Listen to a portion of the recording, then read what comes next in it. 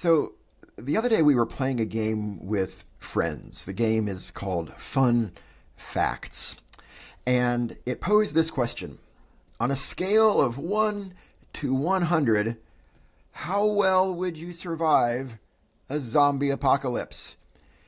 We all answered secretly, and then we had to rank ourselves based on what we thought the other folks around the table would say. And it was all fun, of course, and we laughed a lot. But it also got me thinking about how well I would do in life without all the comforts and supports so many of us enjoy in our corner of the world. How well would I survive? And what would you say for yourself?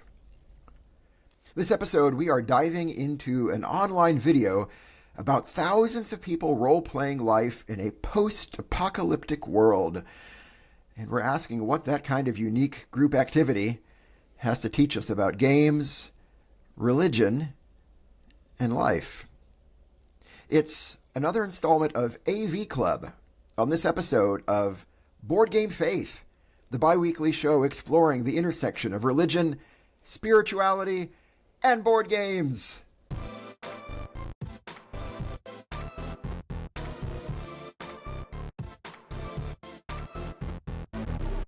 Hello and welcome, everybody. We are so glad to have you here joining us for another episode of Board Game Faith. My name is Daniel Hilty. And my name is Kevin Taylor.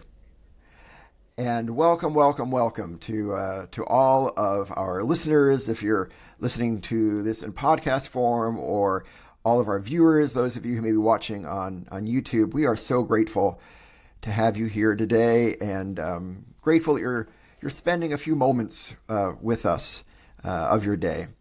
So, Kevin, what would you say? How well do you think you would survive a zombie apocalypse on a scale of 1 to 100? You know, it's so weird because I'm having to imagine, and so I don't really know.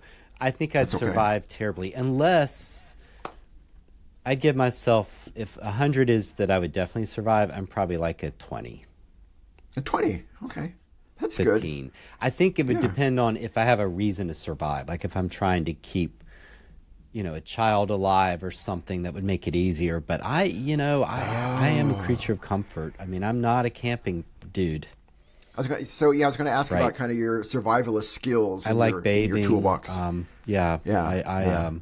I'd probably spend the whole time just sweeping out the tent.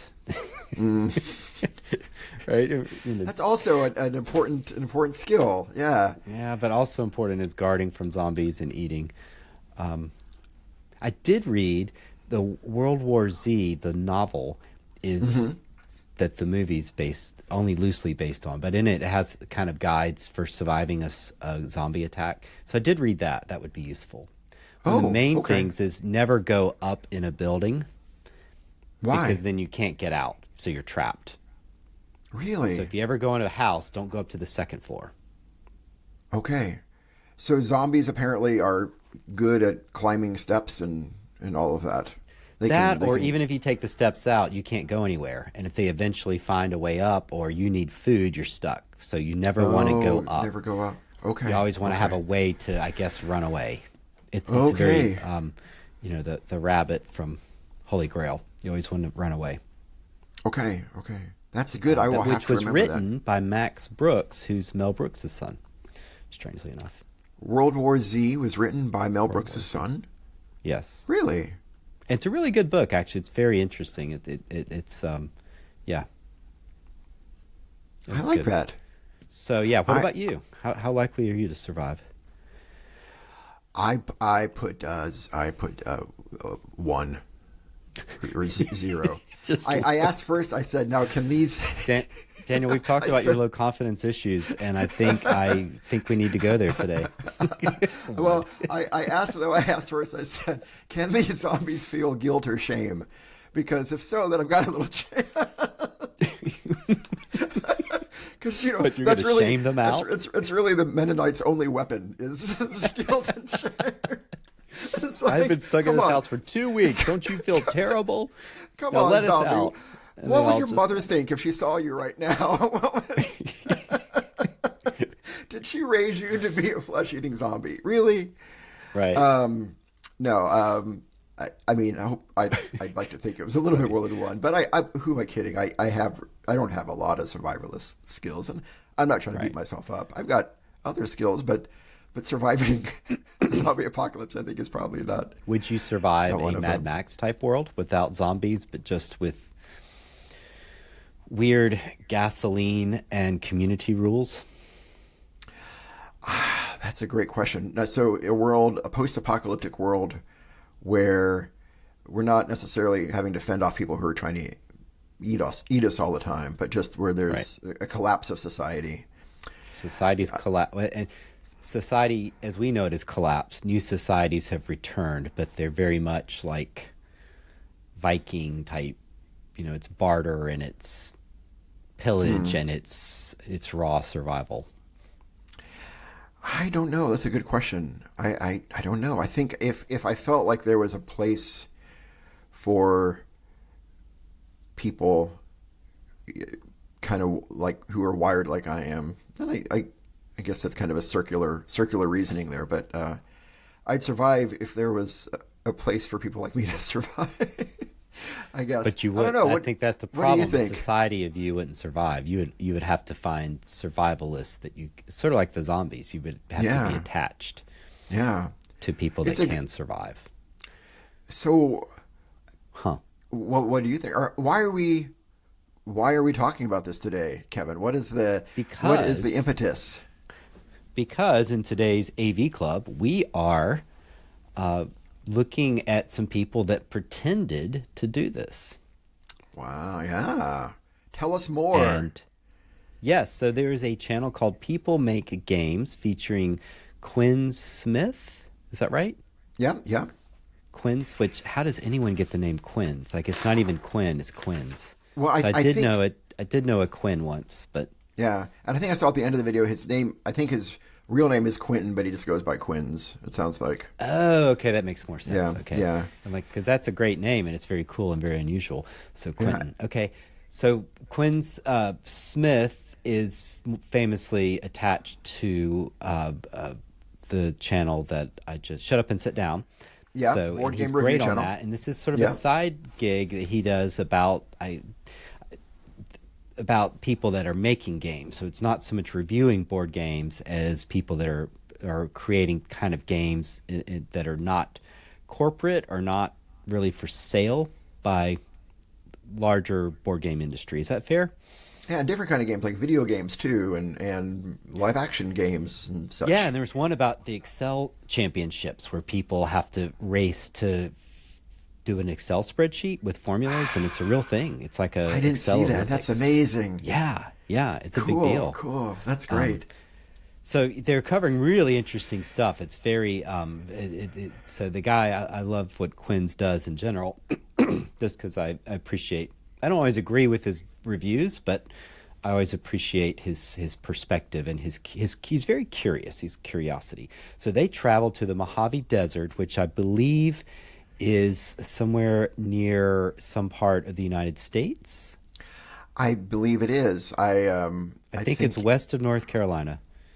I think it's west of North Carolina, and it's north of Paraguay.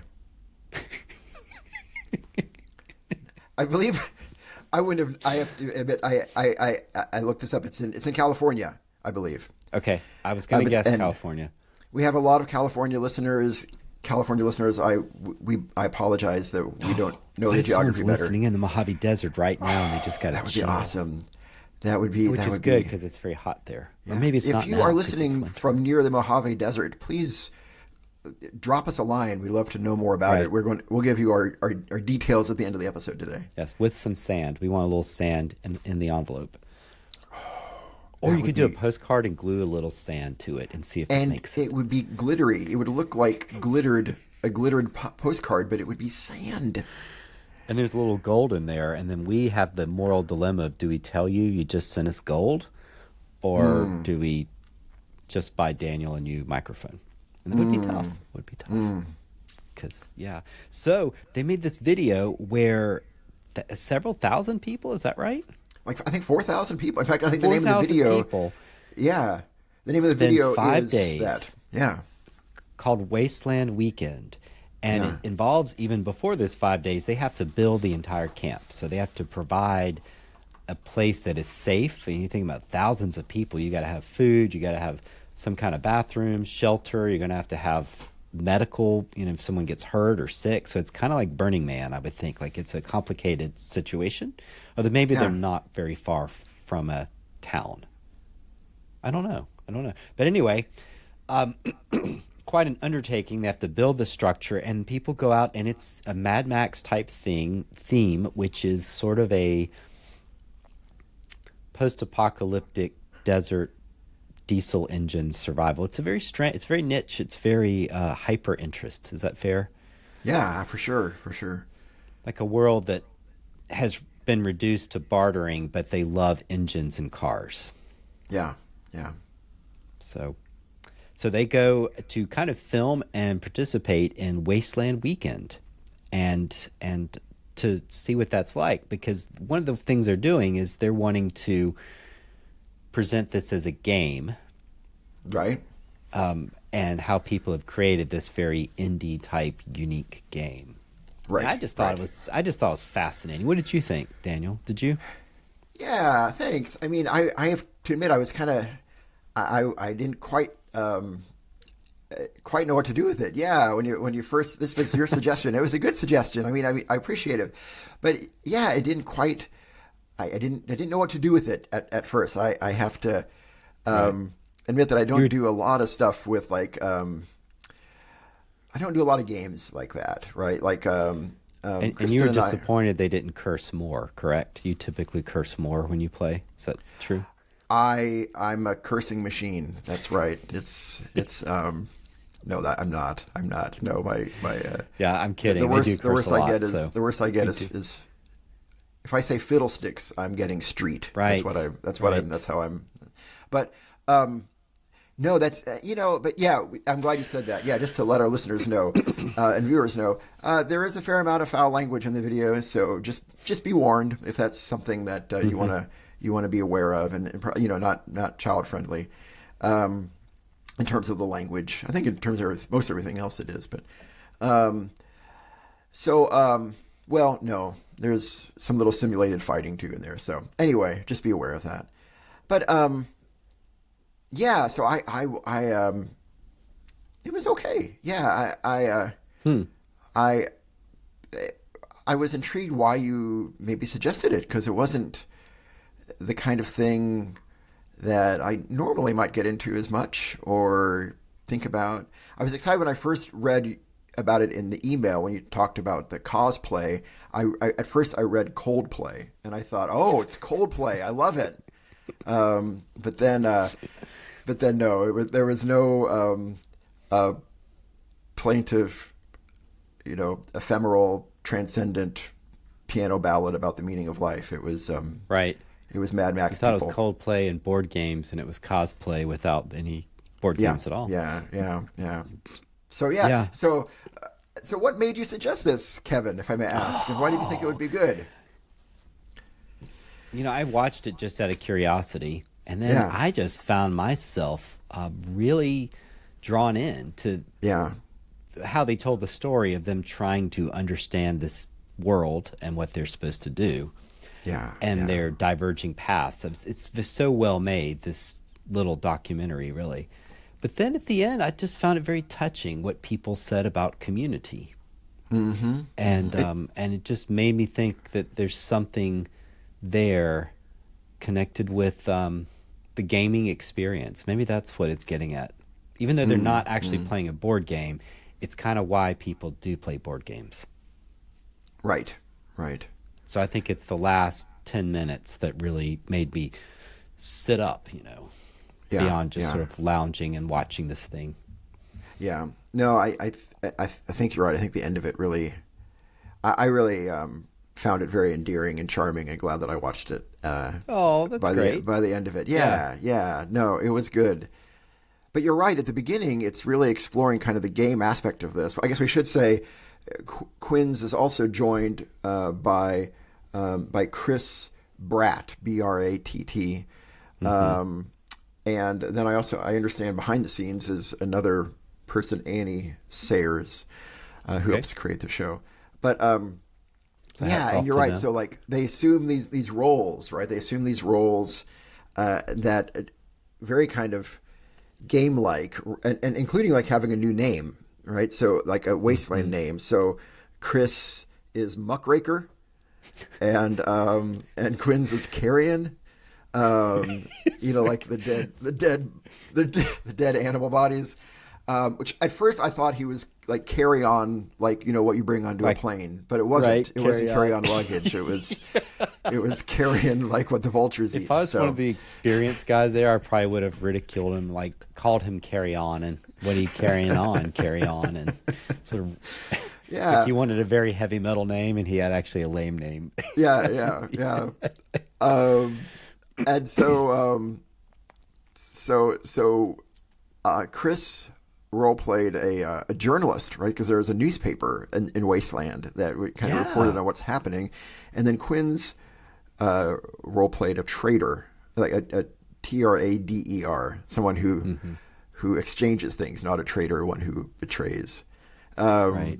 So and that especially, I found that in terms of like thinking about this as a game, I found Quinn's journey as one who traded especially interesting, because he starts off like you were saying, Kevin. I mean, he really approaches this as a game, right? He says, "I've got these items here to start off with that I'm going to trade, and I'm going to and he had these quests, right? That he had to trade this for that, and that for that, and that for that." Yeah, and side note, this is something they do if you're new to it. They kind of, because you don't know what to do. So one thing is you could take on this quest, which is trade these things.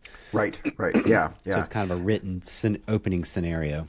Yeah, it reminded me very much of kind of resource management in a lot of board games, right, where you trade, two pieces and that's of how wood. he approached it. Yeah, exactly.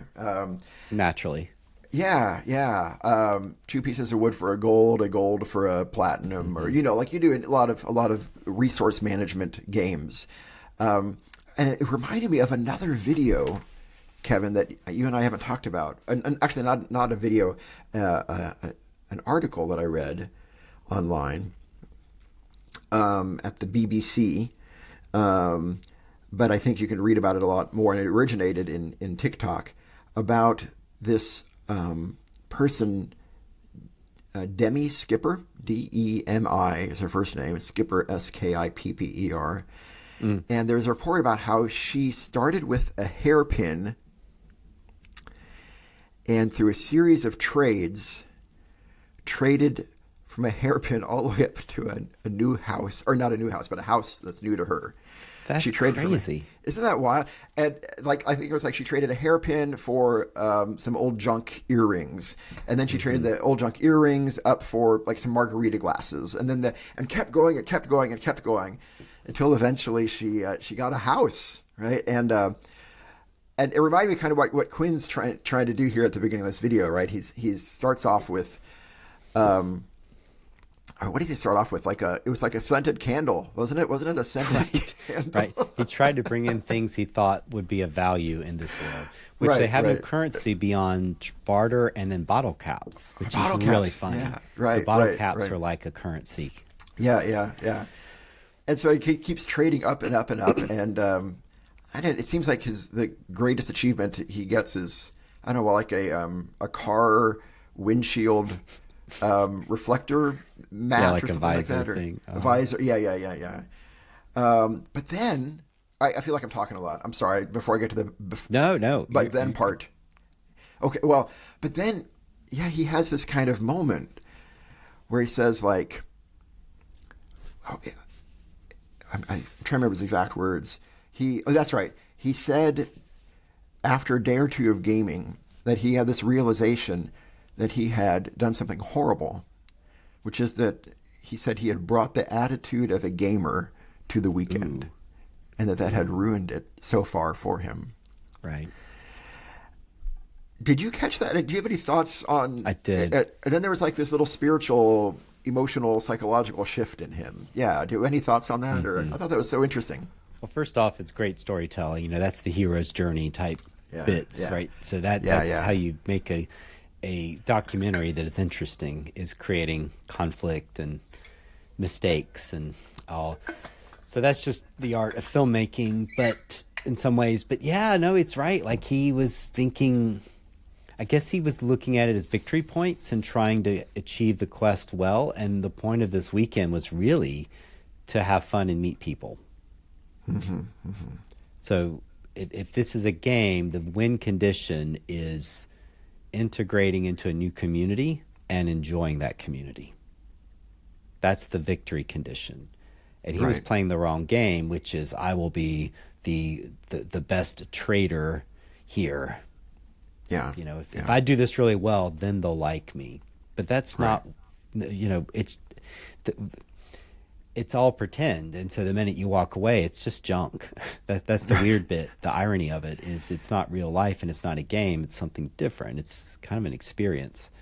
That's interesting. So if you were, you know, if we changed it up, if you were volunteering at your local soup kitchen, and in the midst of that, when you're serving a meal, your goal was to be the most efficient producer of roast beef sandwiches at the event, people might look at you funny, right? Yeah. I like that. Because you were there for efficiency instead of the opportunity to help others, but also to form new relationships with other people serving and the people that are coming for help. Like that's part of the game you're actually playing, and you're playing the wrong game, which is, you know, if we reduce this by 0.2 milliliters, then we'll save this ministry $400 a year or something. Right. That's so good.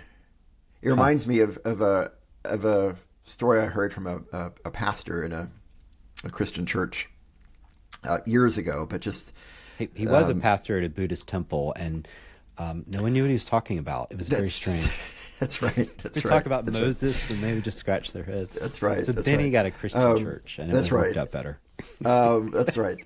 And then, but I guess in this particular story, there were. I mean, it's probably apocryphal, but I think it's told to make a point, which I think is valid, which is that you know, putting these two volunteers to work together to wash dishes after the church supper that night, right? And then and a third person comes up and says, "Hey, you know, this person over here is so much more efficient, right, at washing the dishes. Like they do this professionally. They're really good, and they could wash the dishes in half the time." And it doesn't make sense that you're putting these two people who are really slow together. And the pastor's response was, well, you know, the point really isn't washing the dishes. The point is, you know, the people getting to know each other and care for each other and working together. Yeah, that's the game that you're actually playing. In the sense of there is a goal. I'm defining game loosely as something with a purpose. Yeah. Which maybe that's not a accurate use of the word game, but you are entering a magic circle that, like, we're going to come here, we're going to do this thing, and we're going to leave. And then there is a win condition, which is we achieve the goals of this game. And there are obstacles, which is you don't know these people, you feel uncomfortable, you have imposter syndrome, anxiety, you feel like you're in the wrong place. Some of the people maybe coming to help make you feel uncomfortable. So there are obstacles to achieving that goal. Yeah. So it's kind of a game. Yeah. But it's fun. Yeah, that's absolutely. Yeah, that's ministry is creating the sense of community and belonging, which is not about optimization. Yeah, that's right. I hadn't thought of that. That's great. And so Quinns has to realize that he's playing the wrong game versus his buddy there, whose name I will recall as I look at my notes, and his name is Chris. Chris is much more kind of open-minded, strolling around, just sort of seeing what happens, and Quinns admits that Chris is doing a better job at playing that game. Yeah. Which is like, I guess I'll go do this. And I feel sorry for Chris. He has a very he has a kind of a moment of vulnerability there in the video, where he covers himself in white body paint the whole Right. time, right? He calls Which himself is a Mad Max thing, like a it's war just boy a thing. or yeah, War something boy. like that. And I guess to enhance the effect, he uses some zinc powder or whatever. And at some point, he realizes that he's been applying it incorrectly, and it's making him terribly sick. It's something called like metal vapor syndrome or something like that. Poisoned himself. Do you remember? Which they say is like the most post-apocalyptic metal name for an illness ever. Metal vapor syndrome, or like the zinc shakes, I think they call it as well. Oh my gosh. But he gets to be okay. He gets to be okay. What's your bit about that this concert so metal will spray you with viruses? That's your right. joke. It's like that. That's right. Our cosplay is so realistic, you will get sick. So yeah, but yeah, you're right. I think he has much more of a posture of just kind of taking in the experience and not trying to kind of optimize it to a future-oriented goal. Sort it of reminded side me. note, Yeah, go ahead. Go ahead. No, you go ahead. Go ahead. Well, just you, and then I want to hear yours. But thank you. You and I are both going through this book, 4,000 Weeks, Time Management for Mortals. You're a much faster reader than I am. Good job. Well, I had an audiobook, and I am in the car some. Okay. By the side note, cool. audiobooks are frustrating because you can't take notes and things, and you can't really mark or go back very easily. But it is so nice to be able to listen to a book on a drive. Yeah. But anyway, yeah, I could see that. I could see that. Yeah. Thanks. No, thanks. But one of the and spoilers. We're going to talk about this book in an upcoming episode as well. Yeah. But one of the points that he makes about that is that in that book is that sometimes we can put in so much effort to be present to a moment that we're not present to that moment.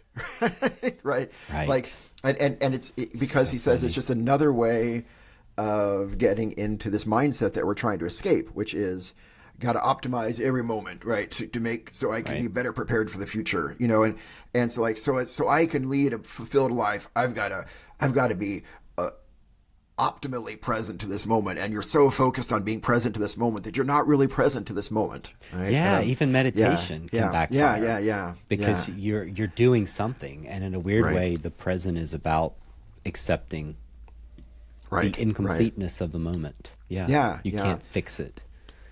So Quinn's response reminded me of that. Yeah, that he was saying like, I really want to enjoy this weekend, and so I will be the world's best trader. And then he realizes I'm really missing out on this by trying to optimize my trading. When you play a board game, you are strategizing. Like this is where I want to be, and I'm going to take the most efficient steps to get to this, 100 victory points. So that's exactly how you play a game, or some types of games, is optimization and strategy. But yeah, with life and with your day, with your relationships, that's a disaster. I mean, you're going to be a monster. Yeah.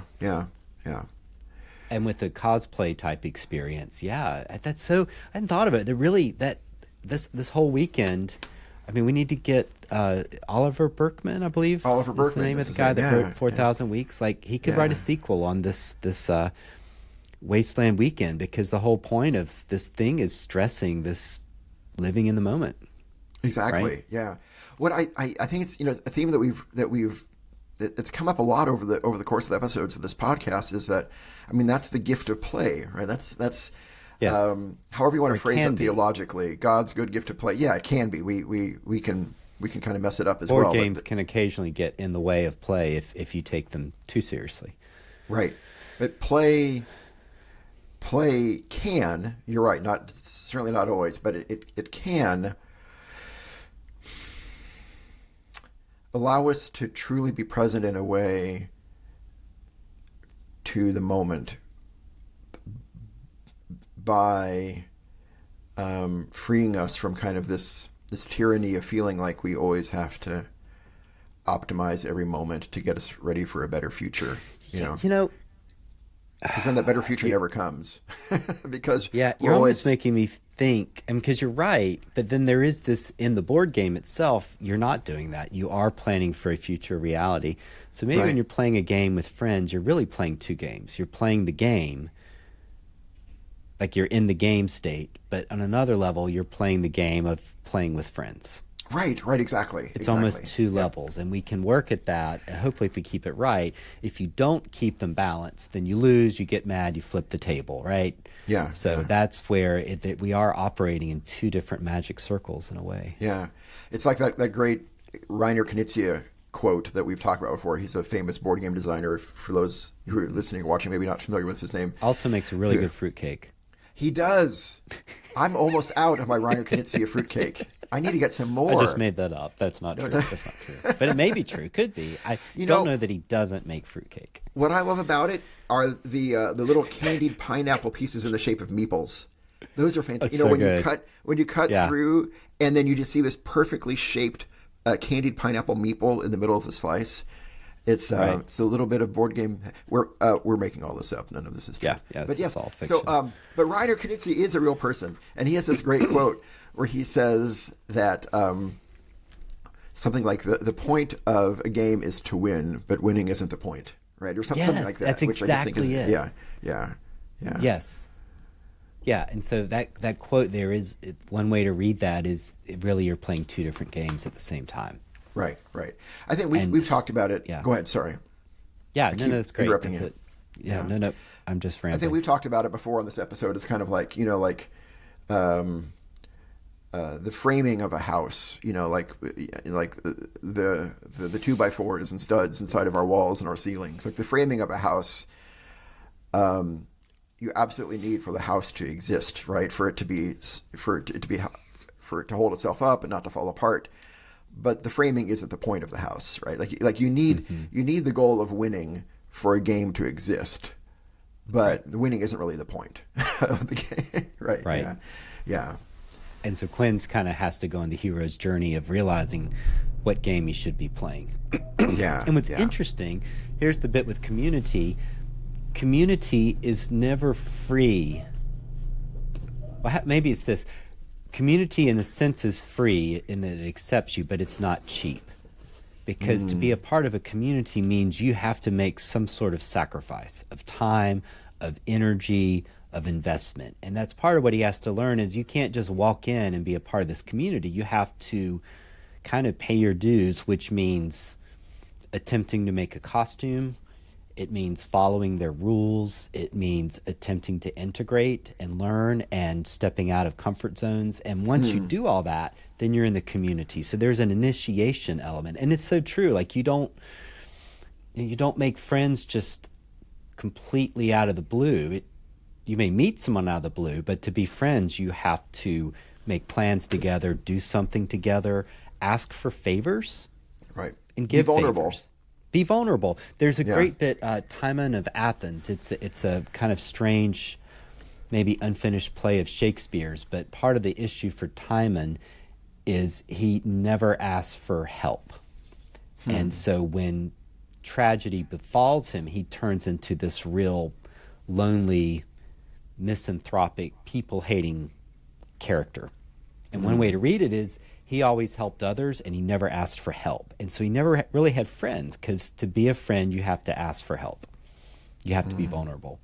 And communities kind of work a bit that way. You're going to have to, if you want to be a part of a house of worship, you're going to have to be in the kitchen helping people. Or you join a Sunday school class or educational opportunity and you show up and you play by the rules. That's so interesting. Yeah. An investment of yourself into the community. And maybe part of that investment is a willingness to share your vulnerability or your need. Yes. In a way. Because as you're talking about that, I think you're exactly right. I'm thinking about, like what we might say in our theological circles, like the family of God, right? Like you're having a place in the family of God. And in some ways we might say, and I believe this, of course, like no matter who you are, you are welcome in the family of God, right? Like you belong in the family of God. But then it gets me thinking like, I think there's truth to what you're saying as well, that it feels like there's something for that to be real to a person, for that to feel real to a person. I think there's almost some sort of need to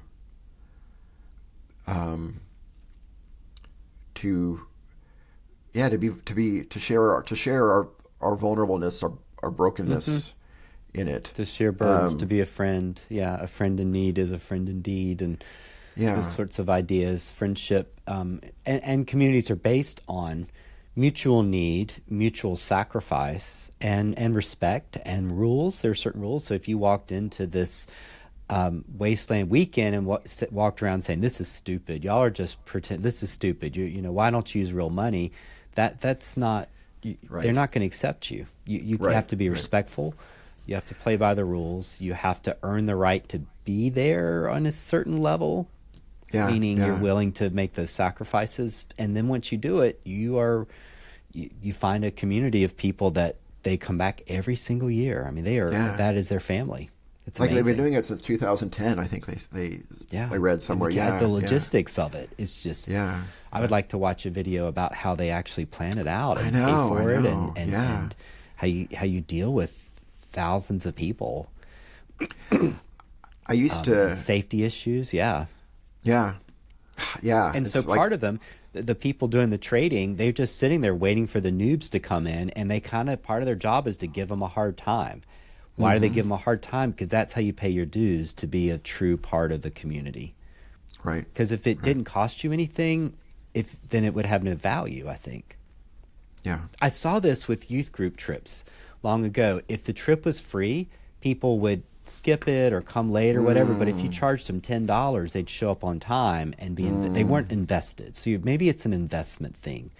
You don't get the dividend if you're not invested in the community. And you have to do that by making some sacrifice of time, confusion, vulnerability. It doesn't have to be money, but there has to be an attempt to be wrong, maybe. I don't know. Yeah. Or to sacrifice your comfort for the greater good. And church and houses of worship are the same way. They don't function if people aren't willing to be there and willing to help prepare meals when there's a funeral and those sorts of things. That's what bonds a group together. That's so interesting. That's a great insight, Kim. I've never really thought about that in those terms before. Yeah, well, that thanks. really, I mean, authentic community is in some ways kind of an experience of shared vulnerability, shared people who are willing to make the risky decision to invest their lives in each other. Yeah. Knowing that means that's a nice way to put it. Because you can get hurt, you'll get hurt, or you can get hurt when you invest your life. And in fact, you probably will. Eventually, people are going to let hurt. You down. I mean, that is just part of being human. But it's the cost of community. If you want to be a part of a community, maybe. Right.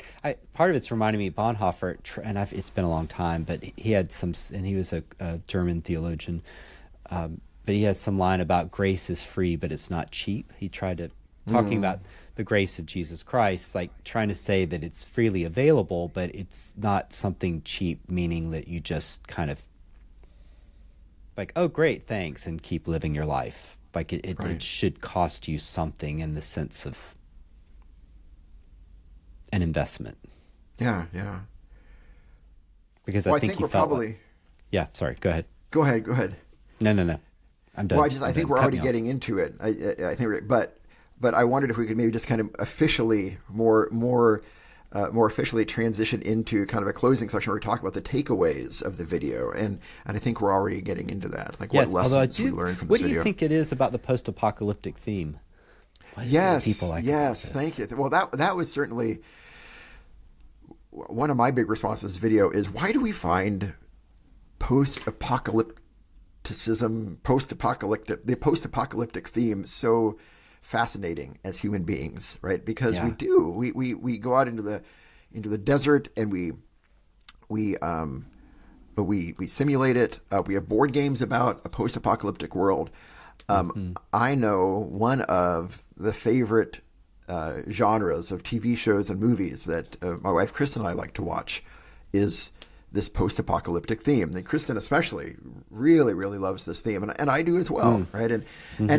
And what's interesting is that I don't think at first you think, oh, this is just kind of a very modern phenomenon, right? Because we have because it's only in the modern world that we have things like the potential of nuclear war, or we're thinking about, zombies and things like that.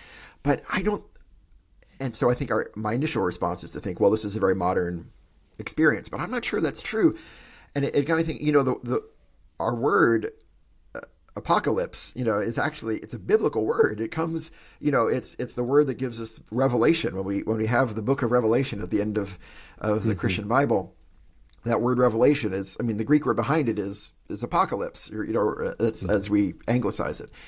And that Revelation, the book of Revelation at the end of the Bible itself, is an example of this very ancient literary genre of apocalyptic literature, where and Kevin, you probably know a lot more about this than I do, but this was actually pretty common back in the ancient Mediterranean world, that there were people would write these stories, these narratives, these apocalyptic stories and narratives about how everything ends, right? And it's kind of the ultimate victory of God and God's people, right? And so this idea of a post-apocalyptic world, it's in a way it's been around at least since the Bible, right? If before, and why do we find it so fascinating? Why do people find it fascinating in the Bible? Because people love to talk about the book of Revelation.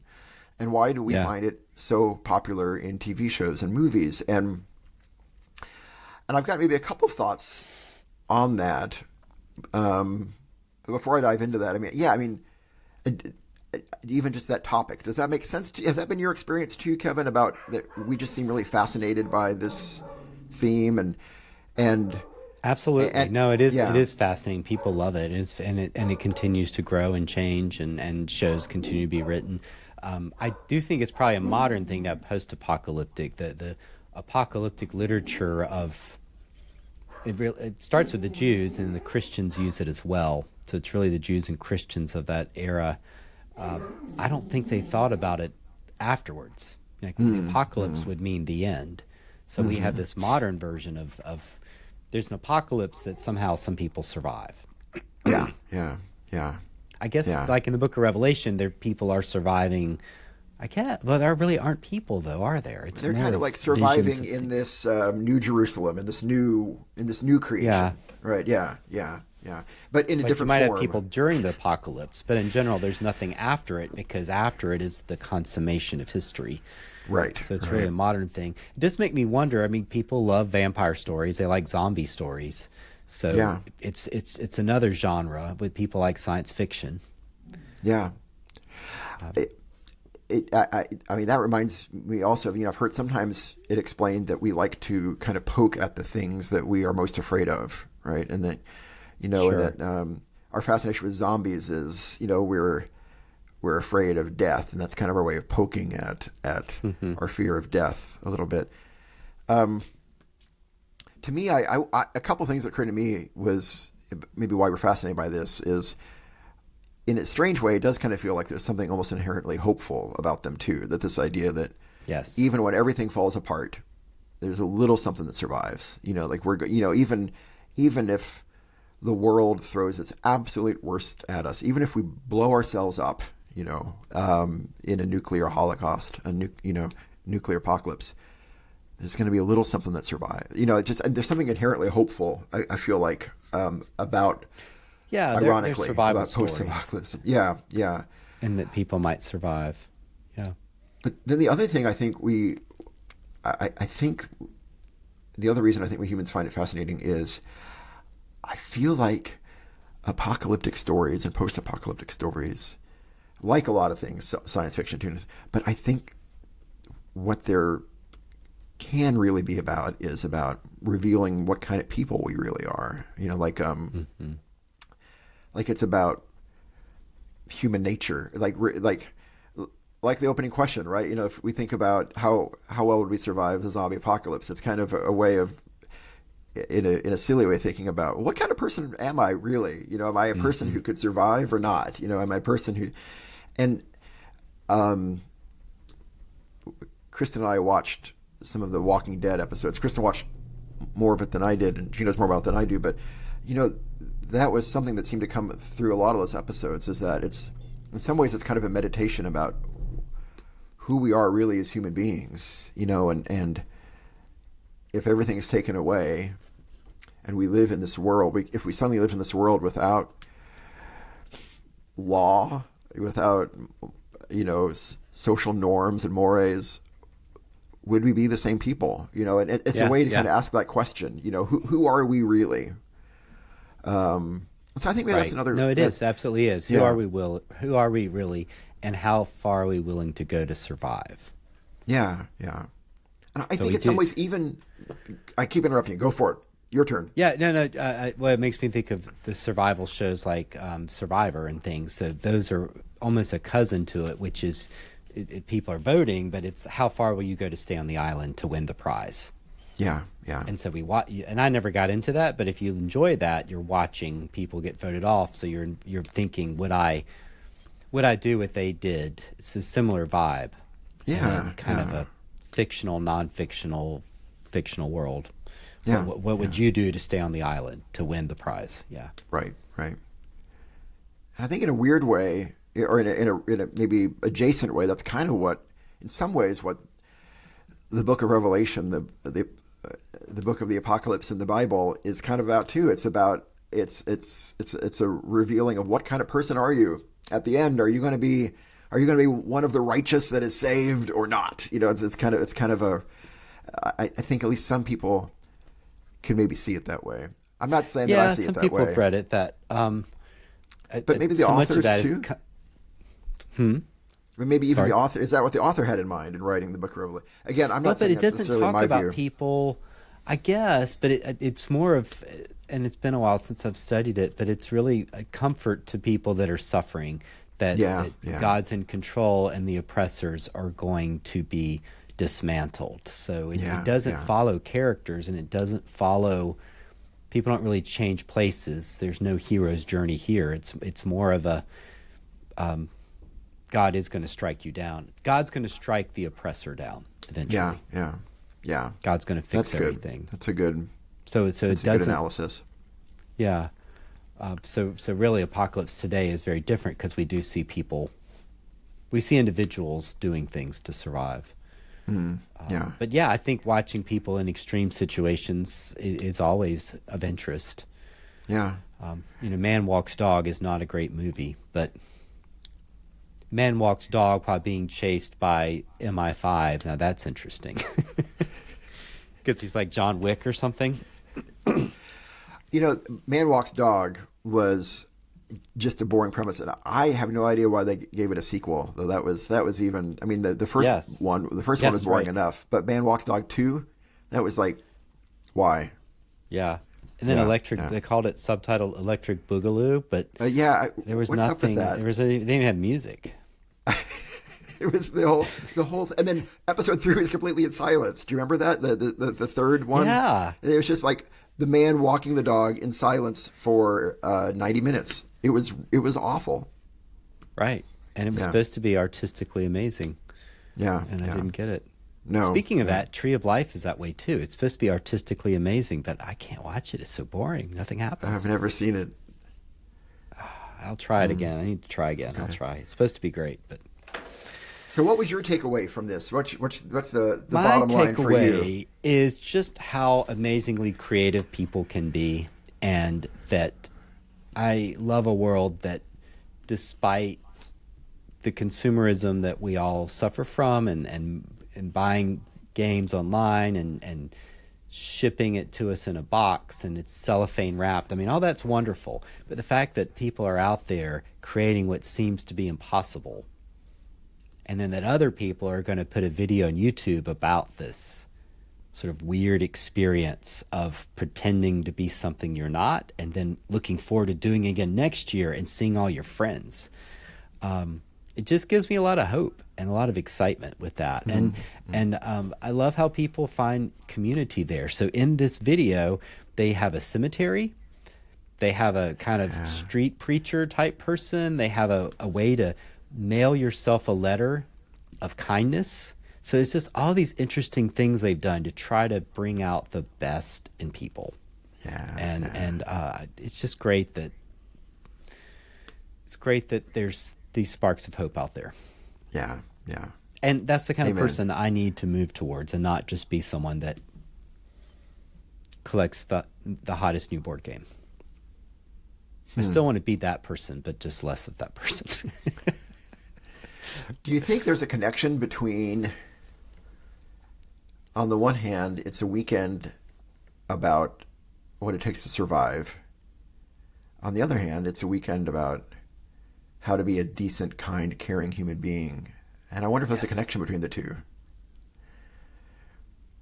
Say that again. What was the first bit? I wonder if there's a connection between the two. On the one hand, it's a question about what do we need to do to survive. And on the other hand, it's about being kind, decent, caring. And I wonder if maybe explicitly or implicitly or consciously or subconsciously, that's the message maybe that maybe what we really need to do to survive at the end of the day isn't about trading in bottle caps or fighting off zombies, but just how to be just decent, caring human beings toward each other. Mm-hmm.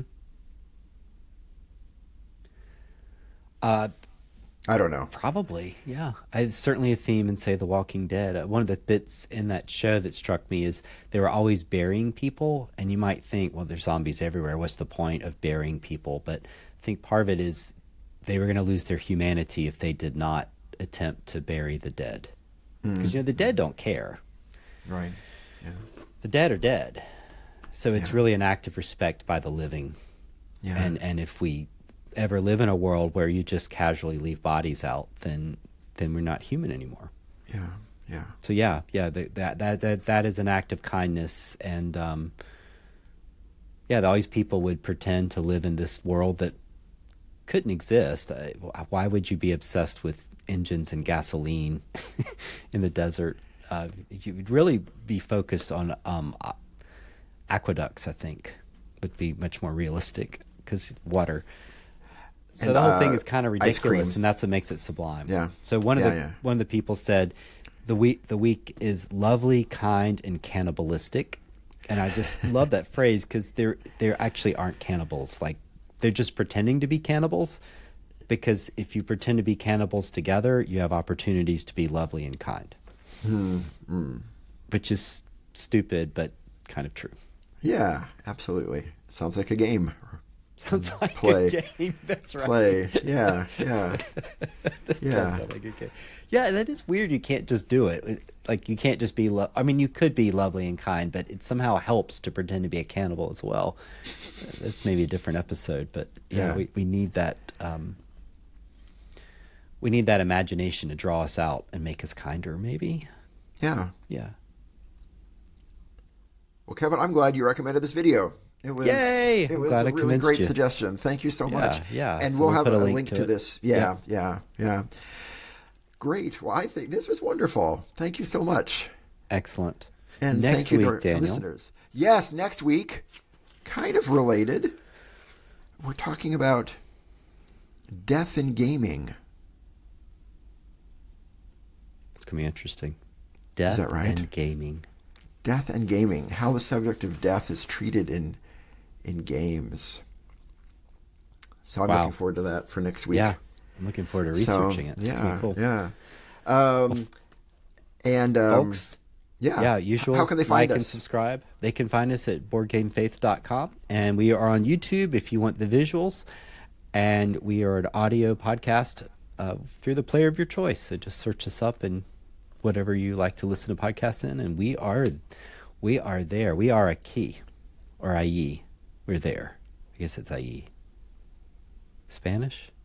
Oh, Spanish. I think it's Spanish. I don't know Spanish. I could've should know made more it up. Spanish.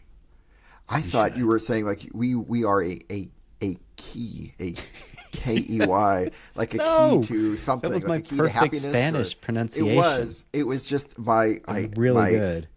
my Anglo-centric ears. I should have been more open to hearing a different language there. Sorry. If I call the president of Mexico, he thinks I am a native speaker. That's how good I am. I've heard that.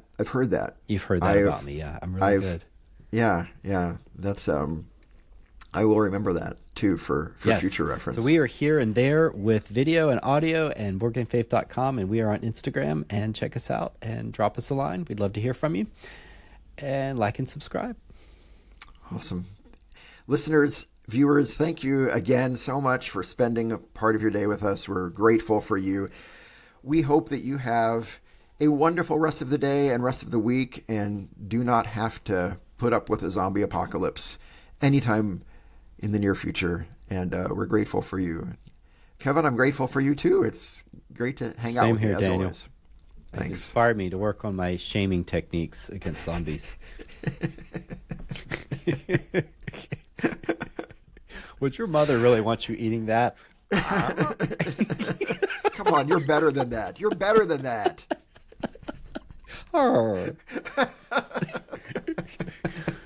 Pretty soon we've got the zombie orchestra, and they're playing violins, and then occasionally one arm just goes flying off. That's right. That's right. That's right. We've lost our first violinist again. Well, why don't they hire us for SNL skits? That would be hilarious. I'd be honored to write a skit with you. So. Call us, Lauren. Michaels, call us, Lauren. Bye. All right. Bye-bye, everybody. Thanks.